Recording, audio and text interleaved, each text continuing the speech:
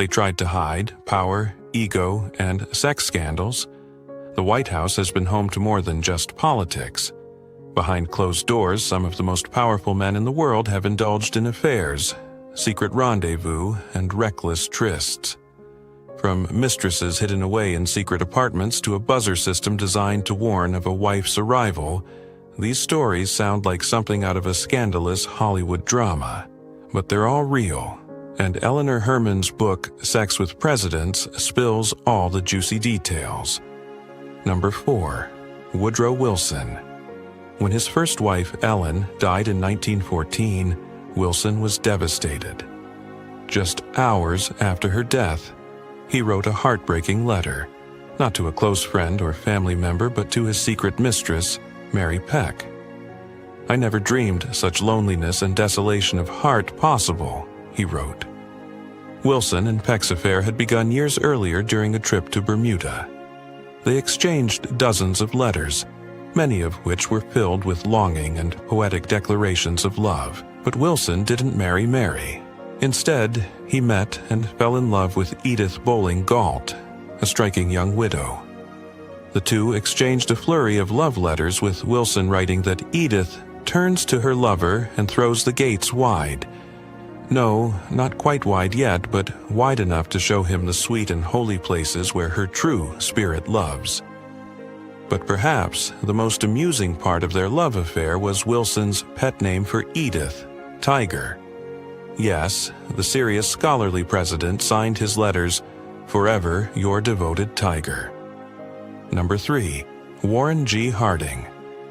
If Woodrow Wilson was the poetic lover, Warren G. Harding was the wild one. Harding's presidency is remembered for corruption and scandal. But what many people don't know is that his personal life was just as chaotic. He had multiple mistresses, the most famous being Carrie Fulton Phillips, the wife of a wealthy Ohio businessman; Nan Britton, a secretary nearly 30 years younger than him who claimed he fathered her child. Britton even wrote a tell-all book called The President's Daughter, in which she described sneaking into the White House to meet Harding for secret rendezvous. But Harding's affairs didn't stop there.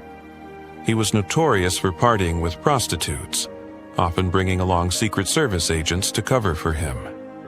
One of the most infamous nights took place at a Washington, D.C. brothel known as the Love Nest. According to Eleanor Herman, Harding got so drunk that night that when a champagne bottle accidentally knocked out a prostitute, his agents had to escort him out before the situation got worse.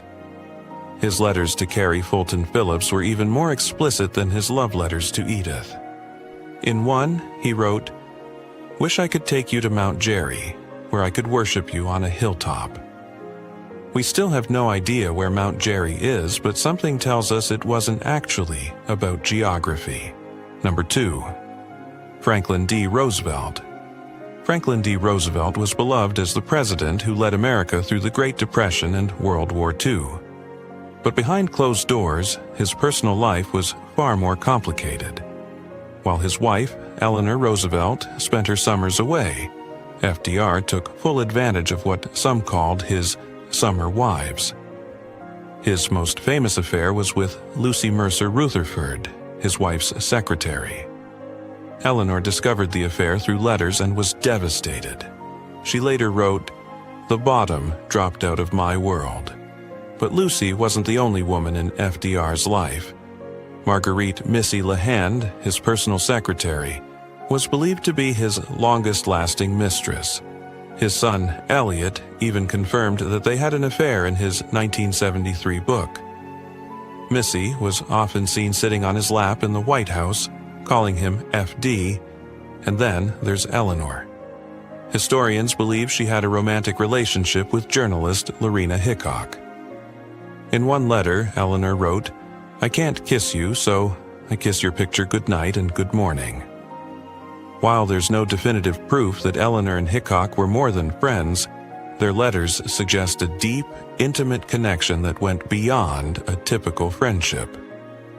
Number 1. Lyndon B. Johnson.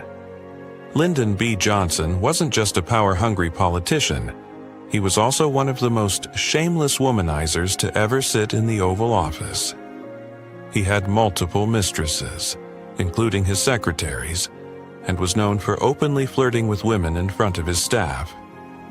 But things took an awkward turn when his wife, Lady Bird Johnson, walked in on him having sex with a secretary in the Oval Office.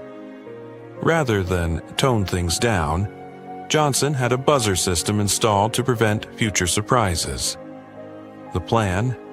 Whenever Lady Bird was on her way to his office, Secret Service agents would buzz him so he could pull up his pants before she arrived. But his womanizing didn't stop there. Johnson only hired female secretaries with good behinds, openly telling aides he wanted a nice view when they walked away. He even bragged to journalists, "I've had more women by accident than Kennedy had on purpose." For Johnson, the presidency wasn't just about political power. It was about personal indulgence. And thanks to his buzzer system, he almost got